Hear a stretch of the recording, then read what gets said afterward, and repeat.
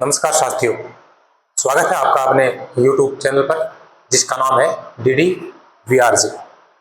इस चैनल पर हम राजस्थान की कला संस्कृति जो है वो पढ़ रहे हैं। कला संस्कृति के अंतर्गत राजस्थान के दुर्ग जो है उनकी चर्चा हम आपके साथ कर रहे हैं। और जो चर्चा जिस दुर्ग की चल रही है वो है चित्तौड़गढ़ दुर्ग। बहुत सारी बातें इसके संबंध में हम जान चुके हैं। आज इस वीडियो में हम चित्तौड़गढ़ दुर्ग में जो मंदिर हैं छोटे मोटे उनकी चर्चा आपके साथ करेंगे।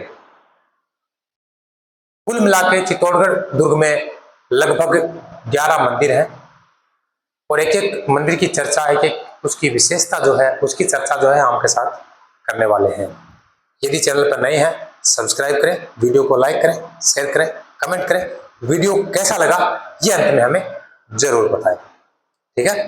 तो आज के टॉपिक की शुरुआत करते हैं, चलते हैं आज के इस अपने टॉपिक की ओर। आज का अपना टॉपिक है चित्तौड़गढ़ दुर्ग के मुख्य मंदिर।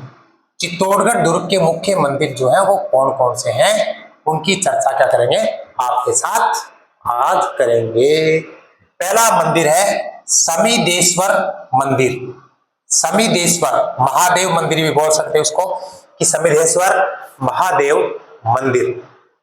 अब देखिए बात करते हैं कि इस दुर्ग में समीदेश्वर महादेव मंदिर है तो इससे संबंधित जो बातें हैं वो क्या है। तो सबसे पहली बात तो ये आती है कि इसका निर्माण किसने करवाया था। तो इसका निर्माण करवाया था मालवा के परमार राजा भोज ने करवाया था। मालवा के परमार राजा भोज ने इसका निर्माण करवाया था। कब? 1011 ईस्वी से 1055 ईस्वी के बीच की बात है।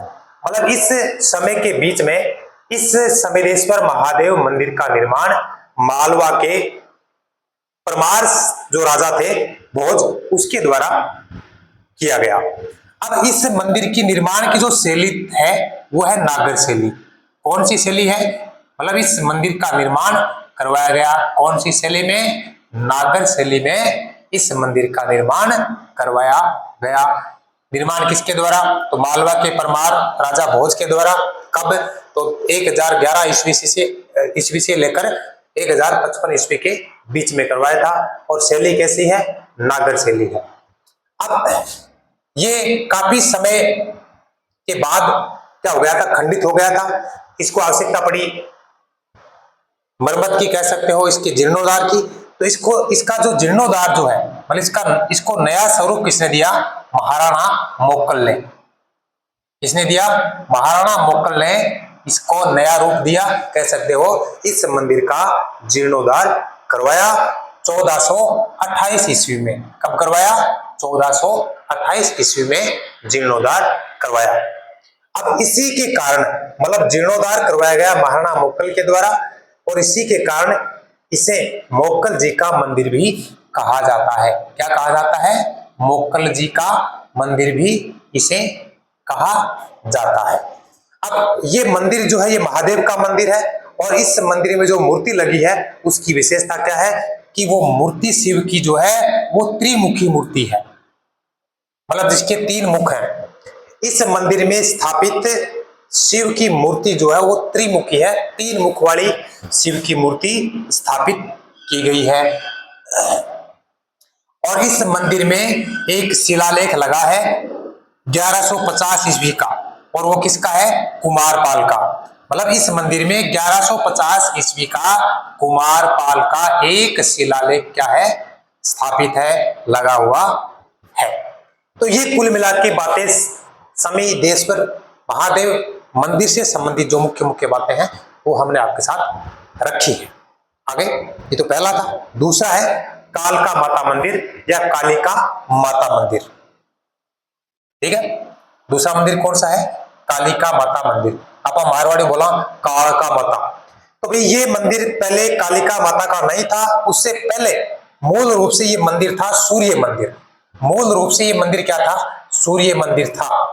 ठीक है, और इसका निर्माण करवाया गया 8वीं शताब्दी में।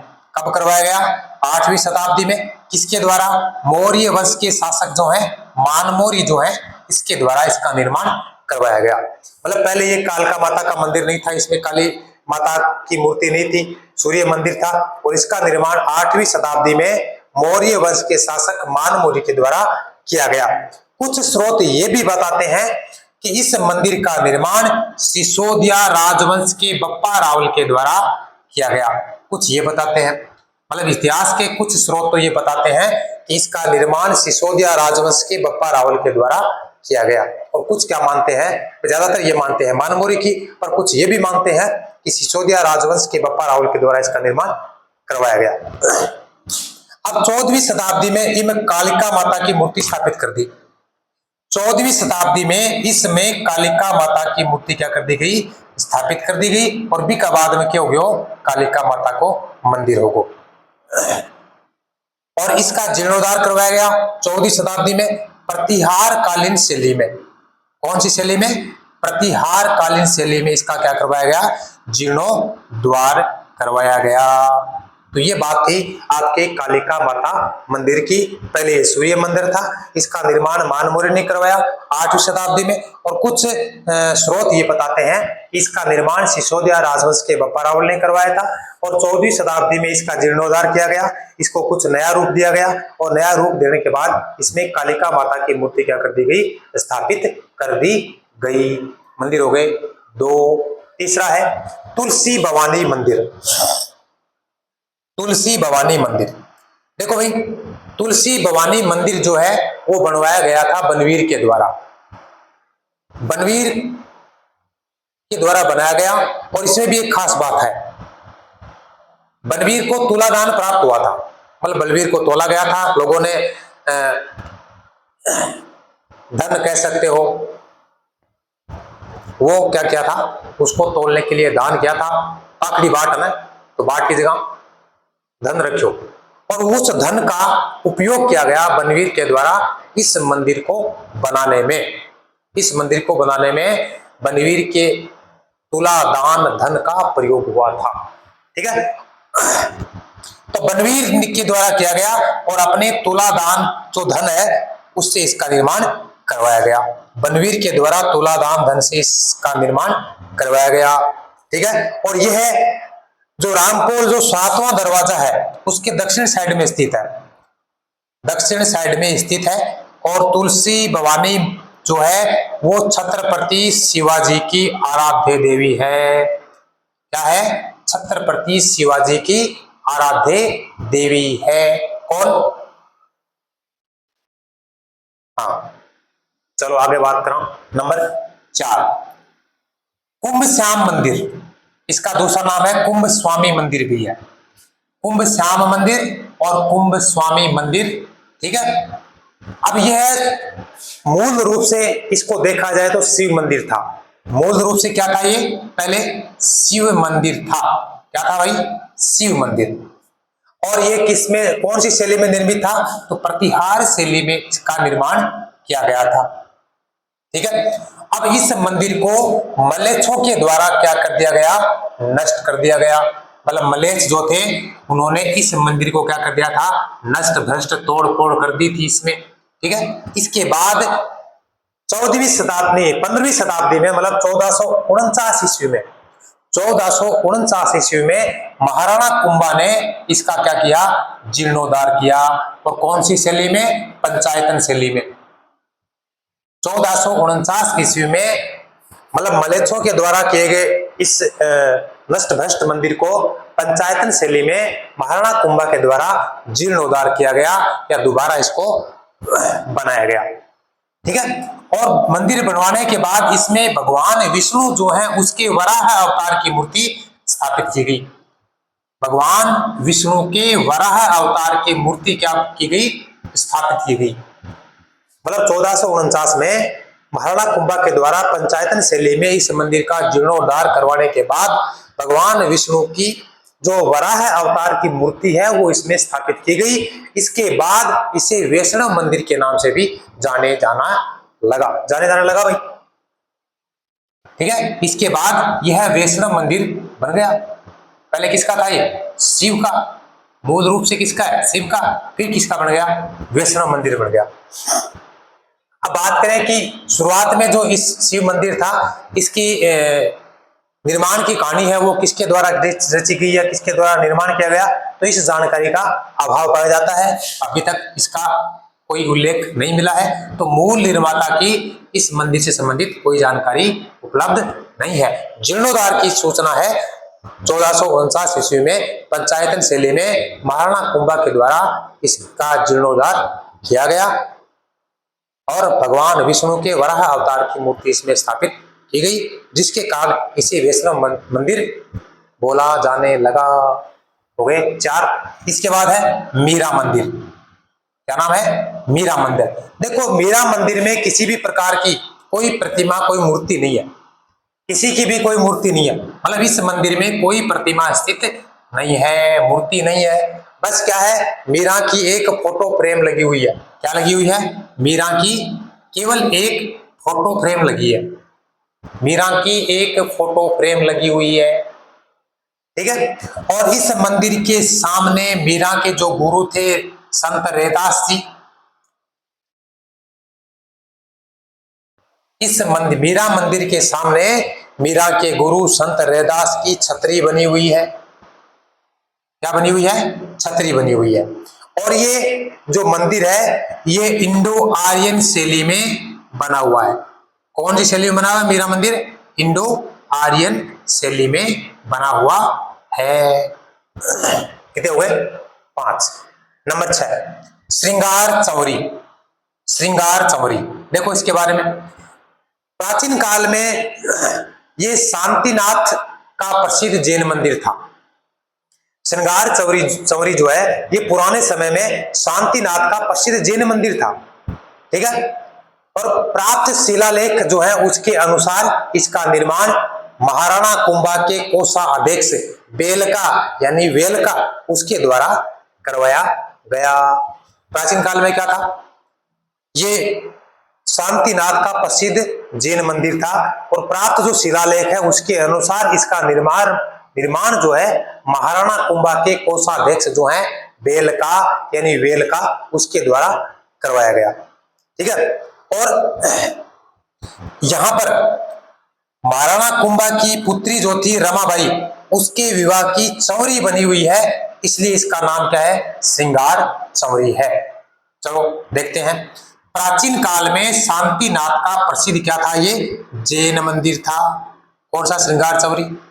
प्राप्त जो शिलालेख है उसके अनुसार यदि बात की जाए तो इसका निर्माण महाराणा कुंभा के कोषाध्यक्ष, क्या नाम है? बेलका, यानी इसको वेलका भी कहते हैं, इसके द्वारा इसका निर्माण करवाया गया।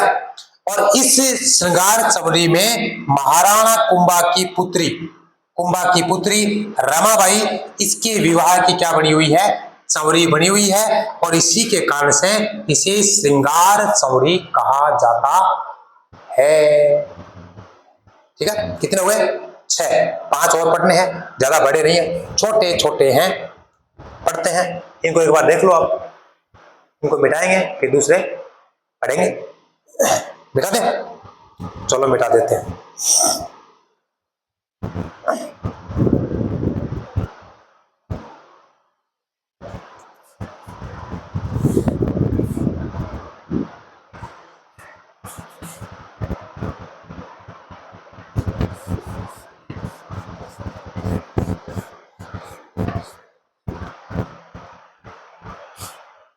चलो अभी आपका टाइम वेस्ट होगा देर में, मैं इसको मिटा देता हूं। अब इस एक बार चलो अभी आगे चलते हैं। आगे देखते हैं नंबर 7। क्या है भाई? नंबर 7 है। 7वां जो है उसका नाम है सतबीस देवरी। सतबीस देवरी। देखो, सत का मतलब 7 है, 20 का मतलब क्या है? 20 है। 20 और 7 का मतलब हो गया 27। क्या हो गया? 27। देखो, इसका निर्माण किया गया था 11वीं शताब्दी में। 11वीं शताब्दी में इसका निर्माण है। और इसके अंदर क्या है, 27 देवरिया हैं। क्या है, 27 देवरिया। और 27 के कारण ही क्या नाम है इसका, 27 नाम है। 27 देवरिया है। और ये 27 देवरिया जो है ये जैन मंदिरों का समूह है।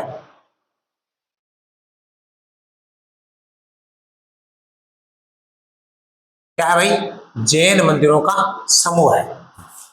मतलब ये 27 देवरिया जो है ये जैन मंदिर जो है उनका क्या है, समूह है। और इसमें 24 तीर्थकरों की मूर्तियां हैं। इसमें क्या है, 24 तीर्थकरों की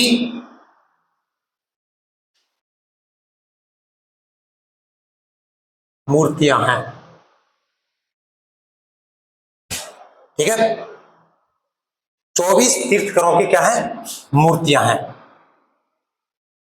तीर्थकरों की मूर्तियां हैं। दोबारा सुने, मतलब 27 देवरी जो है वो 11वीं शताब्दी में निर्मित 27 देवरिया हैं जो जैन मंदिरों का क्या है, समूह है। इसमें 24 तीर्थकरों की क्या बनी हुई है, मूर्तियां बनी हुई है। तो 27 देवरी से संबंधित जो सूचना है वो मैंने आपके सामने रखी है। इसके बाद है नंबर 8, नीलकंठ। नीलकंठ की कौन नाम है, महादेव, नीलकंठ महादेव मंदिर। नीलकंठ महादेव मंदिर ये है अगला मंदिर। इसके बारे में एक किंवदंती है भाई, इसके बारे में एक किंवदंती है। और किंवदंती में कहा क्या जाता है कि महादेव की इस मूर्ति को जो इस मंदिर में लगी हुई है, मतलब लोगों का कहना यह है, लोकोक्ति यह है, लोगों में बातचीत ये होती है इसके बारे में कि इस मंदिर में जो महादेव की मूर्ति लगी है, इस मूर्ति को पांडव पुत्र भीम जो है अपने अपनी बाजुओं में बांधे रखते थे। इसकी खास बात क्या है, इस मंदिर की मूर्ति को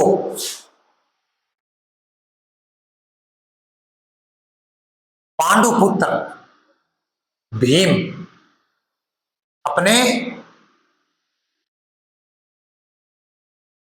बाजुओं में बांधे रखते थे।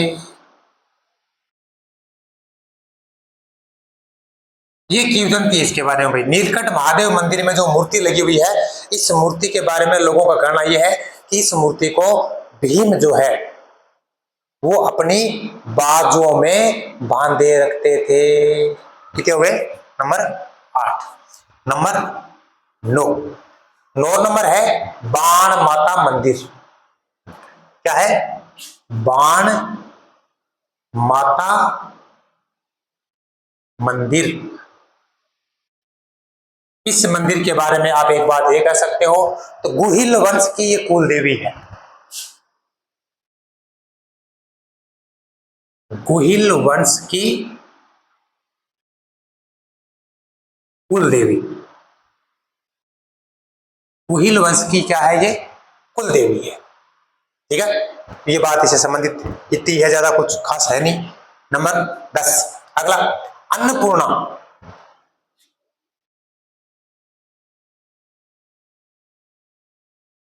अन्नपूर्णा, अन्नपूर्णा का दूसरा नाम भी है बीरवड़ी माता का मंदिर।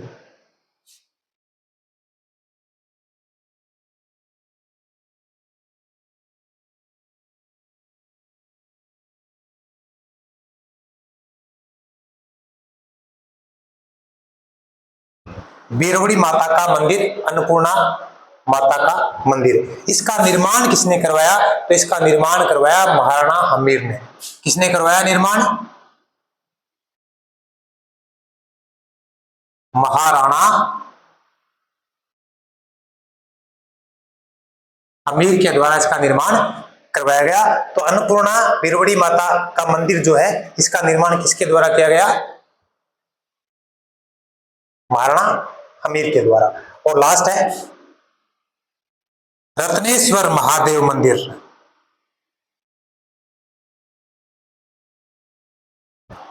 रत्नेश्वर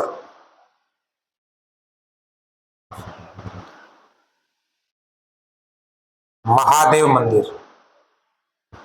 अभी एक तो ये बताना इसमें आपको किसके द्वारा बनवाया गया, और मैं बता देता हूं कि रतन सिंह पैलेस जो है, रतन सिंह पैलेस के पास ये स्थित है। रतन सिंह पैलेस जो है, महल जो है, के पास ये मंदिर जो है ये स्थित है। आपने रतन सिंह पैलेस को पढ़ा, उस रत्नेश्वर तालाब और रत्नेश्वर महादेव मंदिर जो है ये दोनों ही क्या है, रतन सिंह पैलेस के पास है। ठीक है, तो कुल मिलाकर ये छोटे मोटे मुख्य जो 11 मंदिर हैं जिसकी चर्चा हमने आपके साथ की है। उम्मीद है ये चर्चा आपको पसंद आई होगी।